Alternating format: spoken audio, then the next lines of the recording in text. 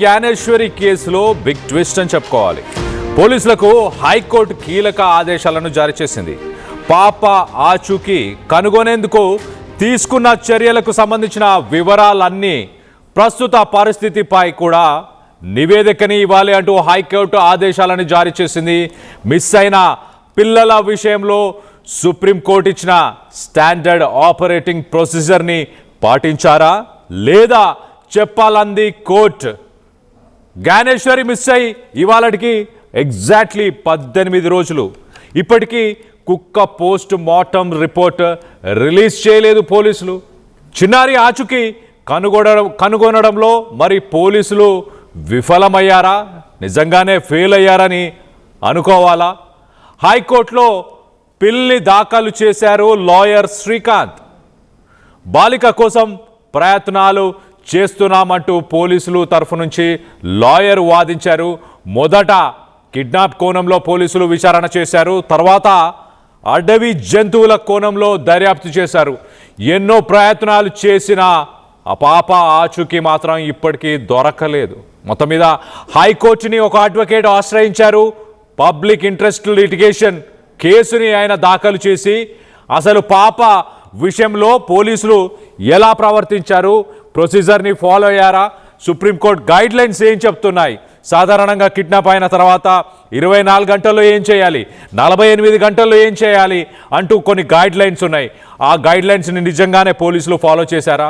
ఆ పాప విషయంలో పోలీసులు తీసుకున్న ప్రతి చర్య, వాటికి సంబంధించిన ప్రతి డీటెయిల్ కూడా హైకోర్టుకి అందించాలి, ఒక నివేదికని ఇవ్వాలి అంటూ కూడా ప్రస్తుతానికి హైకోర్టు అడగడం జరిగింది. మరోపక్కన ప్రజెంట్ సిట్యుయేషన్ ఏంటి, ప్రస్తుత పరిస్థితుల పైన కూడా, అంటే ఇప్పుడు ఏం చేయబోతున్నారు, ఇప్పుడు ఏం చేస్తున్నారు పోలీసులు, ఇంకా ఏం చేయాలని ఆలోచిస్తున్నారు, వీటికి సంబంధించిన ప్రతి విషయాన్ని హైకోర్టుకి ఒక నివేదిక రూపంలో ఇవ్వాలంటూ హైకోర్టు ఆదేశాలను జారీ చేసింది. 18 రోజులైంది వాస్తవానికి. మరి ఒక లాయర్ ఇనిషియేటివ్ తీసుకున్నారు. ఆ లాయర్ ప్రస్తుతానికి పాప విషయంలో పోలీసులు ఎలా ప్రవర్తించారు, ఏం చేశారు ఇప్పటిదాకా. మరోపక్కన జిల్లా ఎస్పీ, ఫారెస్ట్ అఫీషియల్స్ అందరూ చెప్పే విషయం ఏంటి, చాలా క్లియర్గా మేము పాప దొరికేంత వరకు గాలింపు చర్యలను చేపడతామంటూ మాట్లాడుకొచ్చారు మొదటి నుంచి. మరి ఒక్కోసారి ఏమో కిడ్నాప్ కోణంలోనే ఇది ఖచ్చితంగా మూడో వ్యక్తి చేసి ఉంటాడు అంటూ అభిప్రాయపడి అదే కోణంలో ఇన్వెస్టిగేషన్ని ముందుకు తీసుకెళ్లే ప్రయత్నం చేశారు. దాని తర్వాత అడవి జంతువులు ఏమైనా పాపను ఎత్తుకెళ్ళిపోయాయా అంటూ ఆ కోణంలో కొంత ఇన్వెస్టిగేషన్ ముందుకు తీసుకెళ్లే ప్రయత్నం చేశారు. చుట్టుపక్కల ఉన్న చెరువులు, కుంటలు, బావులు అన్నిటినీ వెతికి దాని తర్వాత మరి ఇక్కడ పరిసర ప్రాంతాల్లో అసలు అటవీ జంతువులే లేదంటూ ఫారెస్ట్ అధికారి చెప్పిన దాఖలాలు మనం చూసాము. ఓన్లీ అడవి పందులు, కొండ సిలువలు మాత్రమే ఉన్నాయి. పాప వయసుకు తగ్గట్టు ఒక 10 కిలోల బరువు ఉంటుంది కాబట్టి కొండ సిలువ తిన్నా కూడా అక్కడి నుంచి కదలలేని పరిస్థితి. సో కొండ సిలువల పాములని రూల్ అవుట్ చేసేశారు. అడవి పందులు దాడి చేస్తుంటే దానికి సంబంధించి అంటే పాప ఆనవాళ్ళు, పాప బట్టలకు సంబంధించిన ఆనవాళ్ళు, లేక రక్తపు మరకలు అలా ఏవైనా కనిపించే అవకాశం ఉండేది, అది కూడా లేకుండా పోయింది. మరోపక్కన కుక్క, పాప ఇద్దరు కూడా మిస్ అయిన తర్వాత సుమారు 1 గంట 10 నిమిషాల తర్వాత సిహెచ్ అగ్రహారంలోని ఒక గుడి దగ్గరనే మరి మరోపక్క కుక్క కనిపించడం అది కొంత ఆశ్చర్యానికి గురి చేసింది. ఆ సీసీటీవీ ఫుటేజ్ని మరి ముందుగానే పోలీసులు సరిగ్గా పరిశీలించలేకపోయారా? పాప మిస్ అవ్వడానికి గల కారణాలు, దానిపైన పోలీసులు ఇప్పటిదాకా తీసుకున్న చర్యలు, వీటన్నిటిపైన ఒక నివేదికని హైకోర్టుకి సబ్మిట్ చేయాలంటూ ఒక లాయర్ అయితే మొత్తానికి ఒక పిల్ని దాఖలు చేస్తే హైకోర్టు స్పందించింది. పోలీసులకి దానికి సంబంధించి నోటీసెస్ని సర్వ్ చేసినట్టు తెలుస్తుంది. మొత్తం మీద దీనికి సంబంధించి మరింత అప్డేట్ తీసుకునే ప్రయత్నం చేద్దాం. మా ప్రతినిధి ప్రకాష్ ఉన్నారు, ప్రకాష్తో మాట్లాడి తెలుసుకునే ప్రయత్నం చేద్దాం. ప్రకాష్, చెప్పండి, ఏంటి ఈ పిల్ దాఖలు చేసిన తర్వాత హైకోర్టు పోలీసులకు ఎలాంటి ఉత్తర్వులని ఎలాంటి ఉత్తర్వులు ఇచ్చింది, ఏమేమి విషయాలపైన ఒక నివేదికని సబ్మిట్ చేయమని చెప్పింది?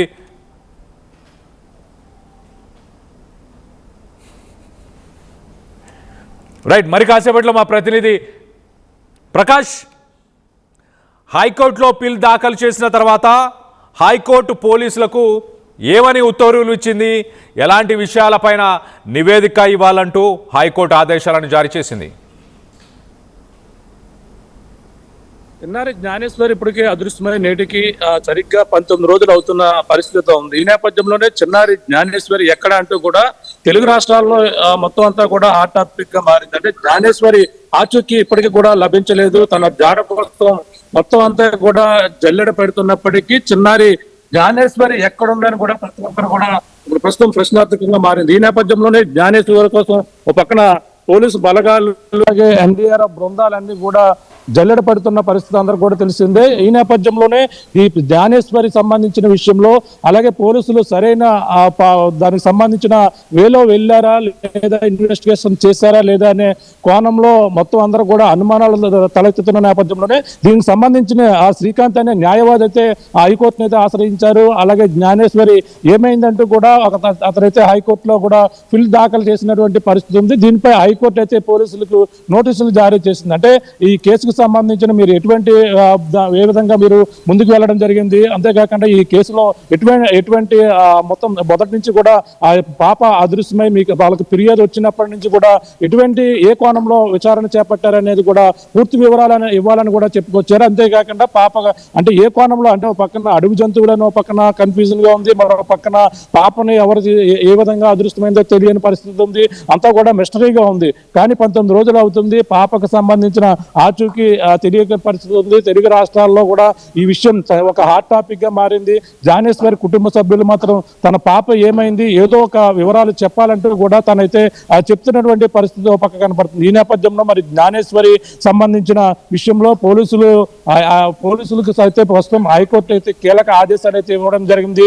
పాప ఆచూకీ కనుక్కునేందుకు తీసుకున్నటువంటి చర్యలు అలాగే ప్రస్తుత పరిస్థితి ఏ విధంగా ఉందనే దానిపై కూడా వివరాలు ఇవ్వాలంటూ కూడా హైకోర్టు ఆదేశాలు ఇచ్చిన పరిస్థితి ఉంది. మిస్ అయిన విషయంలో సుప్రీంకోర్టు అయితే ఈ విషయంలో మరి శ్రీకాంత్ న్యాయవాది వేసినటువంటి ఫిల్ ఆధారంగానే ఆ వివరాలు పొందుపరచాలంటూ కూడా చెప్పిన నేపథ్యంలోనే ఇప్పుడు ప్రస్తుతం పోలీసులు కూడా అనేక కోణాలు అంటే మొదటి నుంచి కూడా కేవలం పాప ఏమైంది అనేది కూడా దాదాపుగా 200 మంది పోలీస్ బృందాలు కాకినాడ డివిజన్ కాకినాడ జిల్లా ఎస్పీ బిందు మాధవ ఆధ్వర్యంతో పాటు అలాగే ముఖ్యంగా పెద్దాపురం డిఎస్పీ ఎవరైతే ఉన్నారో బాలగంగాధర్ తిలక్ నేతృత్వంలో మొత్తం సర్కిల్ మొత్తం ఆయన ఉన్నటువంటి డివిజన్ పరిధిలో ఉన్నటువంటి పోలీసులందరూ కూడా బృందాలుగా జల్లెడ పెట్టారు. ఎస్డిఆర్ బృందాలు కూడా దీనిపై మొత్తం అంతా కూడా ముందుగా మొత్తం అంతా పరిశీలించారు. ఏపీ ఉప ముఖ్యమంత్రి కూడా పవన్ కళ్యాణ్ దృష్టికి వెళ్లడం జరిగింది. ఎన్డీఆర్ బృందాలతో పాటు అలాగే హనుమాన బృందాలు కూడా మొత్తం జల్లెడ పెట్టాయి. కానీ పాప ఆచూకీని ఏమాత్రం కూడా కనుగొనలేకపోయారు.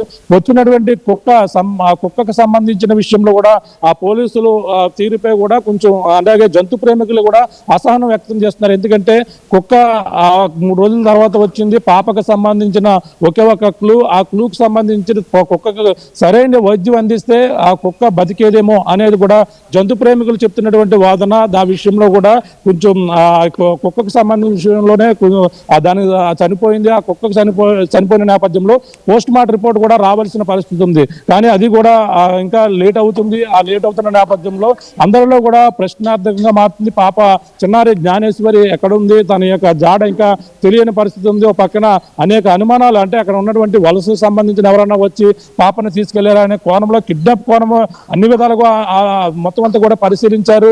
అలాగే రైల్వే స్టేషన్ లో ఉన్నటువంటి మొత్తం అన్ని కూడా పరిశీలించారు మొదటి రోజుని. అలాగే సీసీ కెమెరాలన్నీ కూడా జల్లెడ పెట్టారు. కానీ మొదట కిడ్నాప్ అనుకున్నారు, కానీ కిడ్నాప్ కాదు, ఇది పాపని ఎవరు కూడా తీసుకెళ్లేదు, అడవి జంతువుల పని అని కూడా మరో పక్కన అడవి జంతువులకు సంబంధించిన డ్రోన్ విజువల్స్ కావచ్చు అవన్నీ కూడా జల్లెడ పెట్టారు. అవన్నీ కూడా ఎక్కడ కూడా పాపకు సంబంధించినటువంటి జాడ ఎక్కడ కూడా కనిపెట్టలేకపోయారు. కనీసం థర్మల్ డ్రోన్ ద్వారా అనుమాన బృందాలు ఏదైతే అడవి జంతువుల కదలికలు ఏమైనా ఉన్నాయనే దానిపై కూడా విచారణ అయితే చేపట్టారు. అయినా సరే పాపకు సంబంధించినటువంటి ఎటువంటి జాడా తెలియదు, అలాగే అడవి జంతువుల యొక్క కదలిక ఎక్కడ కూడా కనపడలేదు. ఈ నేపథ్యంలోనే ముఖ్యంగా 19వ రోజు జరుగుతుంది. పోలీసులు ఇంకా ఇన్వెస్టిగేషన్ చేస్తున్నారు. అలాగే కాల్ డేటా రికార్డింగ్ లో ఎటువంటి లోపాలు ఉన్నాయా లేదా అనే కోణంలో కూడా దర్యాప్తు చేస్తున్నారు. అలాగే వాళ్ళు చేసినటువంటి ఇన్వెస్టిగేషన్ లో ఇటీవల 2 రోజుల క్రితం ఆ డిఐజీ ఆఫీస్ నుంచి కూడా టెక్నికల్ టీం కూడా రావడం జరిగింది.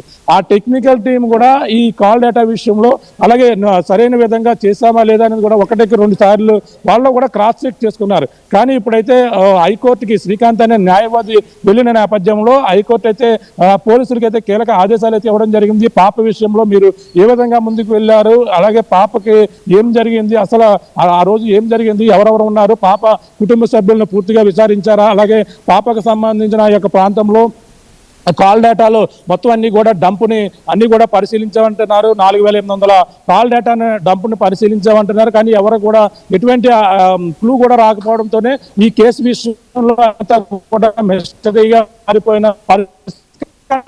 అంటే పాప ఏమై ఒకరు పాప ఆచూకీ అనేది కూడా అన్ని కోణాల్లో వాళ్ళ సహశక్తిలో కూడా మొత్తం అన్ని విధాలు కూడా ప్రయత్నాలు చేసినప్పటికీ ప్రస్తుతం అయితే హైకోర్టు అయితే ఆదేశాలు మరి ఏ విధంగా తీసుకుంటారు. హైకోర్టు ఇప్పుడంతా కూడా పాప కోసం చేసినటువంటి ప్రతి చర్చ కూడా, పాప కోసం చేసినటువంటి ప్రతి ఇన్వెస్టిగేషన్ కూడా ఇప్పుడు హైకోర్టు ముందు అయితే పోలీసులు అయితే ఉంచబోతున్నారు. అలాగే ఈ న్యాయవాది ప్రస్తుతం అయితే ఆ రాష్ట్ర వ్యాప్తంగా తెలుగు ప్రజలు అలాగే పాప కోసం ఈ విధంగా ఉత్కంఠంగా ఎదురు చూస్తున్న నేపథ్యంలోనే ఆయన అందరి తరఫున కూడా ఆ న్యాయవాది అయితే ప్రస్తుతం హైకోర్టును ఆశ్రయించి ప్రస్తుతం జ్ఞానేశ్వర్కి సంబంధించిన ఆ మిస్సింగ్ విషయంలో ఎటువంటి సూచనలు పాటించారని కూడా, అలాగే ఎటువంటి విధంగా ఎంక్వైరీ చేశారో ఆ ఎంక్వైరీకి సంబంధించిన వివరాలన్నీ కూడా పొందుపరచాలని కూడా చెప్పుకొస్తున్నారు. ఈ రోజు రేపు కూడా పోస్ట్ మార్టం రిపోర్ట్ వస్తుంది అన్నారు. కానీ బాగా ఆలస్యం అవుతుంది.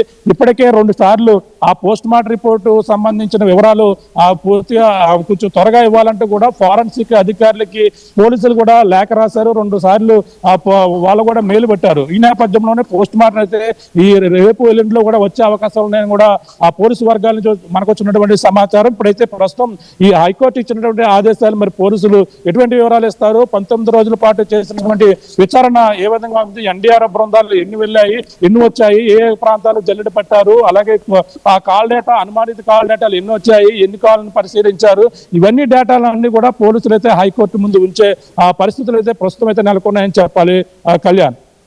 Right Prakash, thanks for the latest update. మొత్తం మీద ఒక స్టాండర్డ్ ఆపరేటింగ్ ప్రొసీజర్ని పాటించారా సుప్రీంకోర్టు గైడ్లైన్స్ ప్రకారం? ఒకవేళ మిస్ అయిన పాప ఉంటే 24 గంటల్లోనే యాంటీ హ్యూమన్ ట్రాఫికింగ్ టీమ్స్ని యాక్టివేట్ చేయాలి. డిస్ట్రిక్ట్ వైజ్గా ఉన్న యాంటీ హ్యూమన్ ట్రాఫికింగ్ యూనిట్స్ ఎక్కడికక్కడ ఆపరేషన్స్ని కండక్ట్ చేయాలి. అలాగే విక్టిమ్ రికవరీ, రీహాబిలిటేషన్ ఇలాంటి కొన్ని ప్రొసీజర్స్ అంటూ సుప్రీంకోర్టు గైడ్లైన్స్ చెప్తుంది చాలా క్లియర్గా. సుప్రీంకోర్టు పోలీసులకి దిశానిర్దేశాలు ఇస్తుంది. పాప మిస్సింగ్ అయినా, బాబు మిస్ అయినా, చిన్నపిల్లలు మిస్ అయినప్పుడు ఎలాంటి ప్రొసీజర్ని ఫాలో అవ్వాలి, మరి ఆ ప్రొసీజర్ని పోలీసులు ఫాలో చేశారా? మరోపక్కన ఇక్కడ కుక్కకు సంబంధించిన రిపోర్ట్, ఆ కుక్క పోస్ట్ మార్టం రిపోర్ట్ ఇప్పటిదాకా ఎందుకు రావట్లేదు? దాంతో కొంత జాప్యం జరిగింది అంటూ కూడా చాలామంది చెప్తున్నారు. అంటే కుక్క రిటర్న్ వచ్చిన తర్వాత 3 రోజుల తర్వాత అది మళ్ళొకసారి పామాయిల్ తోటకి రిటర్న్ వచ్చినప్పుడు దాన్ని సరిగ్గా చూసుకోలేదు, దాన్ని సరిగ్గా తిండి పెట్టలేదు, దాన్ని జీపీఎస్ పెట్టే సమయంలో దాంతో కొంత హార్ష్గా బిహేవ్ చేశారు అన్న వాదనలు చాలా వచ్చాయి. మరోపక్కన అది చనిపోయిన తర్వాత కూడా సుమారు ఆల్మోస్ట్ ఒక 20 గంటల పాటు దాన్ని అధికారులు పట్టించుకోలేదు, దాన్ని అలా వదిలేశారు అంతే. ఆ ఫ్యామిలీ మెంబర్సే దానికి కొంత కవర్ కప్పి కొంత దాన్ని దాని మృతదేహాన్ని భద్రపరిచే ప్రయత్నం చేశారు. కానీ అధికారులు మరి 24 గంటలైనా, అంటే మధ్యాహ్నం 2:30కు చనిపోయిన తర్వాత కుక్క నెక్స్ట్ రోజు ఉదయం దాకా దాన్ని అలానే వదిలేశారు. ఇమీడియట్గా దాన్ని ఫ్రీజర్కి తీసుకెళ్ళి దాని మృతదేహాన్ని కాపాడి నిజంగానే వాస్తవంగా దాన్ని ఎవరైనా కొట్టారా, మనుషులే కొట్టారా, లేకపోతే జంతువులు ఏమైనా దాన్ని హాని చేసే ప్రయత్నం చేశాయా, ఇలాంటి వివరాలు కొంత ముందుగానే వచ్చుంటే ఈ కేసులో ఎంతో కొంత తోడ్పడేవి, ఎంతో కొంత సహాయం చేసే ఆ రిపోర్టు. ఇటు పోలీసు అధికారులు కూడా ప్రస్తుతానికి ఫోరెన్సిక్ డిపార్ట్మెంట్కి తొందరగా పోస్ట్మార్టం రిపోర్ట్ని పంపించాలి అంటూ మొత్తానికైతే లేఖ రాశారంట. వీటన్నిటిపైన ఏం చర్యలు తీసుకున్నారు అనే దానిపై ఒక క్లారిటీ కోసం హైకోర్టుని ఒక సదరు లాయరు ఆశ్రయించారు. హైకోర్టుని ఆశ్రయించి చాలా క్లియర్గా పోలీసులు ఇప్పటిదాకా తీసుకున్న చర్యలు ఏంటి, ప్రస్తుత పరిస్థితులు ఏంటి, వీటన్నిటిపైన నివేదిక ఇవ్వాలి అని అంటూ హైకోర్టు కూడా ఇనిషియేటివ్ తీసుకుంది. హైకోర్టు కూడా అధికారులందరికీ కూడా నోటీసెస్ని సర్వ్ చేయడం జరిగింది. ఈ ఘటనకు సంబంధించి పాప విషయంలో ఏం జరుగుంటుంది అన్న దానిపై మీ అభిప్రాయాలు ఏంటనేది కింద కామెంట్ రూపంలో తెలియపరచండి.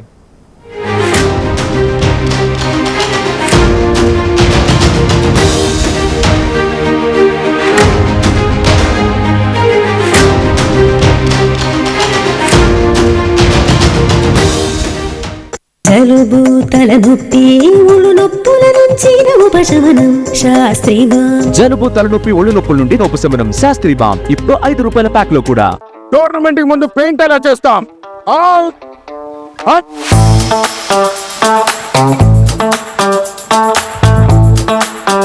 ప్లాన్ అయితే చాలా బాగుంది సార్, స్టేడియం పరిస్థితి చూడండి. టోర్నమెంట్ ముందు పెయింట్ ఎలా చేస్తాం? టెక్నో పెయింట్స్ ఉందిగా. Techno paints. Township, dam, stadium లేదా మనీళ్లు పెయింట్స్ నుంచి పెయింటింగ్ వరకు పూర్తి సొల్యూషన్ కావాలంటే మేమున్నాం. కానీ సార్, టైంకి పూర్తవుతుందా? రోజుకు 23 లక్షల స్క్వేర్ ఫీట్ పెయింటింగ్ చేయగల సామర్థ్యం 5,000 మంది స్కిల్డ్ లేబర్ టీం మా వెంట ఉంది. 23 లక్షల? అవును, ప్రపంచ స్థాయి రంగులు, అద్భుతమైన షేడ్స్ తో భారతదేశపు అసలైన పెయింట్ మరియు పెయింటింగ్ శక్తిని నేనే విఆర్ టెక్నో పెయింట్స్.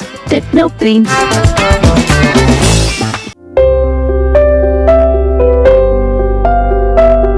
చిన్న చిన్న ఆనందాలు 35 ఏళ్లుగా నా జీవితంలో లేవు. 35 ఏళ్లుగా నేను డైపర్లలో బ్రతికాను. 6 సెంటీమీటర్ల ఫిస్టులా నా మూత్రాశయంలో లీక్ కారణమైంది. ఎవరూ నాకు సహాయం చేయలేకపోయారు.